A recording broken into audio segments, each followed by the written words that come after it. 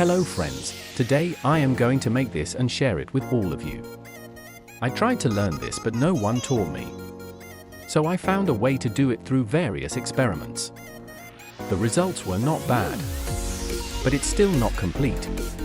Therefore, I want to share and allow people who have learned to develop further. And I have something to give in return. That thing is I need praise. Can you honor me? It's not difficult, right? You just say it, whether you lie or not. Actually, I hate requests. But in the end, praise is what people want. I want those praises too. I try to learn and develop my abilities, and use it to create work and hope to receive praise.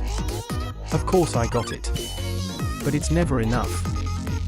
When you grow up and your own abilities are not enough, and your family isn't rich, you will grow up to be a normal person in society, and will die as an ordinary person. No one will remember him, not getting what he wanted, forgotten by the person you love.